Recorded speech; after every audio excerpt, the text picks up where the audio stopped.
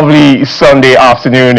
You're welcome to Robin Minds. I am Osato Edokbayi, and what a week we've had, from the ripple effects of the Osun governorship elections to the flag up of campaigns for the presidential elections ahead of the general elections in 2027, to that heated conversation online and in the news about modern workplace culture. There's a lot to unpack, but of course, as Nigeria approaches the 2027 general elections, political activity is already beginning to intensify. Parties are positioning themselves, candidates have emerged, alliances are being formed, and political conversations are increasingly focused on who should lead the country. Now, elections are ultimately about choosing people who exercise enormous power over the economy, security, education, healthcare, infrastructure, institutions, and just our everyday lives as citizens. Now, for the voter, therefore, the challenge is not simply to ask, who is my candidate, but what makes this person qualified to lead me and the country? We also need to look at what voters should prioritize, right? How much should past performance matter with candidates? Should candidates be judged by what they promise or what they have already demonstrated? And perhaps most importantly, are Nigerian voters prepared to scrutinize candidates beyond political parties and identity? This conversation will examine the standards Nigerians should apply to candidates ahead of the 2027 elections, and whether the Nigerian electorate is becoming more demanding of those seeking political power. Joining us on the show is Olasupo Abideen in our Abuja studios. He's the founder of Fact Check Africa. It's a platform aimed at verifying election reports and government-related claims on projects. So it's been a really, really busy week. Olasupo, good afternoon to you. Thank you for joining us. Yeah, good afternoon, Osato. How are you doing today? It's fantastic that you're here today. Like I said, busy week. Various parties flagged off campaigns, of course. We're paying more attention now to what has been going on. Let me know, what are some of the things that Nigerians need to look out for first with candidates and with parties as we're beginning to track the elections next year?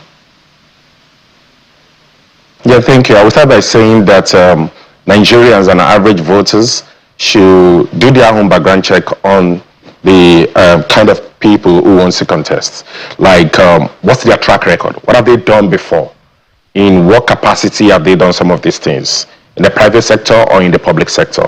If the individual have occupied a political post before, what was the achievement recorded when that person was in government? If the person is an SME or maybe a business owner or an entrepreneur, what have they done? Have they worked with any international organization? What has been the achievement in even the community where they are coming from as well? And what's their own philosophy about leadership? What's their philosophy about ethics? What's their stand about corruption?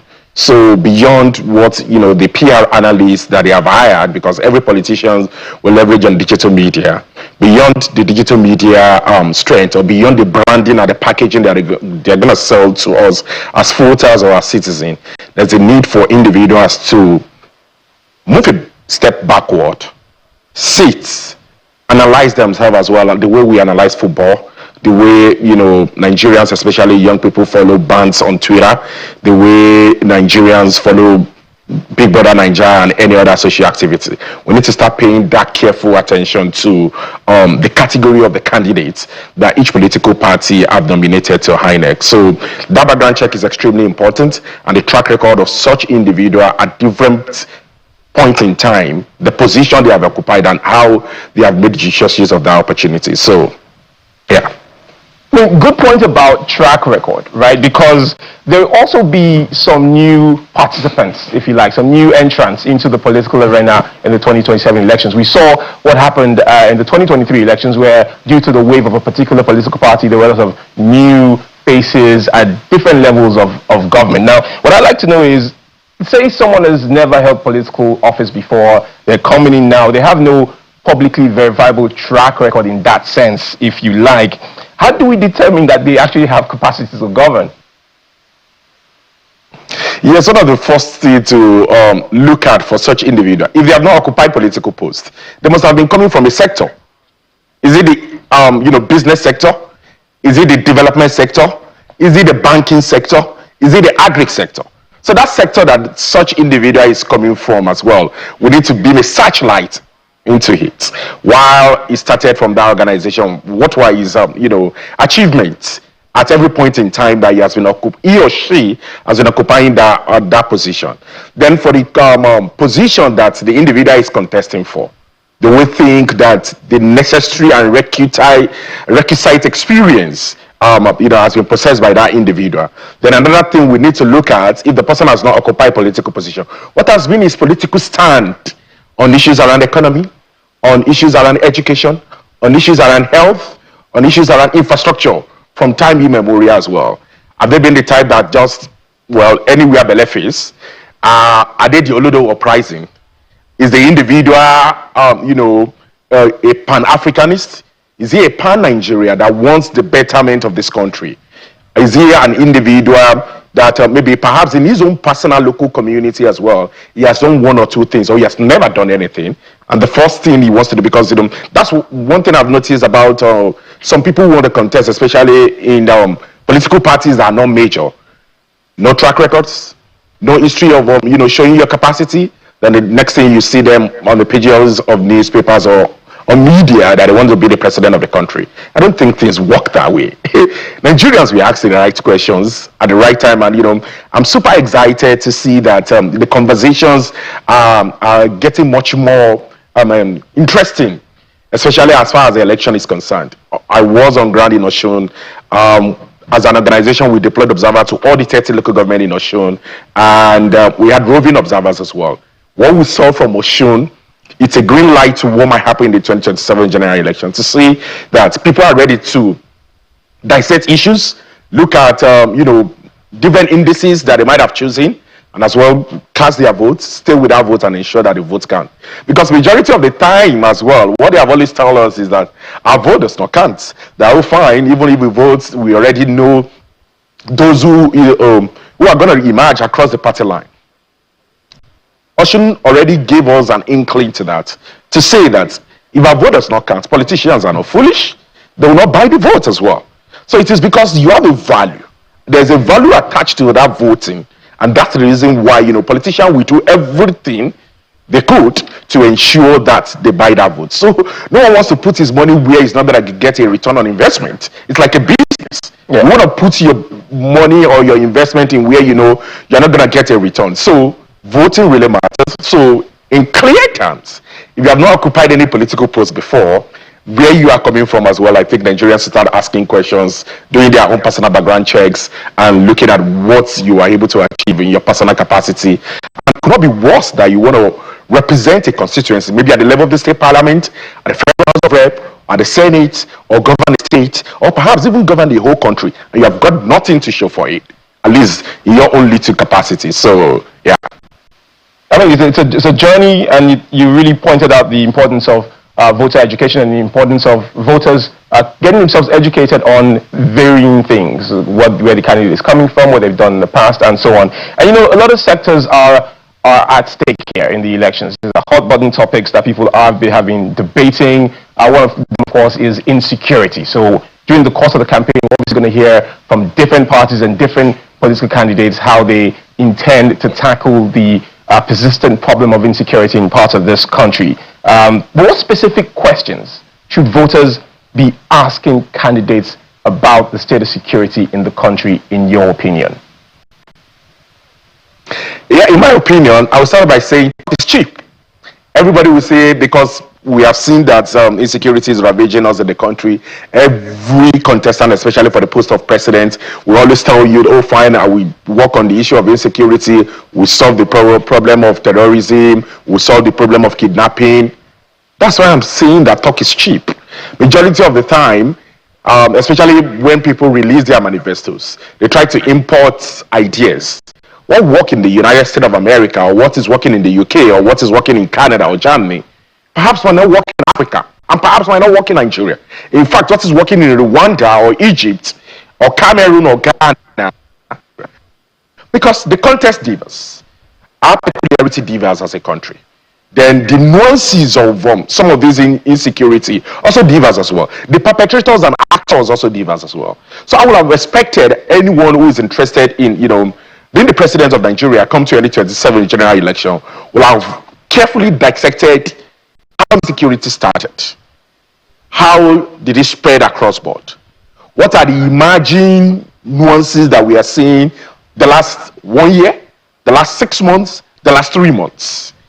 What has been the effort of the present government in trying to solve the problem of insecurity? Believe you me, Osato, every government that comes into power will want to solve the problem of insecurity. Because you are not going to be governing animal, you are going to be governing human being. From Jonathan era to President Muhammadu Buhari to incumbent President Bola Ahmed Tinubu as well. They have all been trying their own best in their own capacity. So if you want to come to say that, I would expect, especially with Mr. President being on seat contesting for the 2027 general election, to tell us something different from what you have been doing before. Especially you have been on seat for more than 3 years. What are the things that you never knew existed before? Because that's also another point that we need to know. It's easier to craft manifesto to, give us beautiful graphics, beautiful, information. Especially when you are not in power. But when you get to government, your eyes will be wide open to a whole lot of things. So we should be asking Mr. President, okay, you have done X, Y, Z as this. This strategy has not worked. What do you want to bring on board? And for other contestants as well, who are not currently in the seat of power, what are the things that you know is the reason for this insecurity? What in concrete terms are you going to be doing to solve that problem?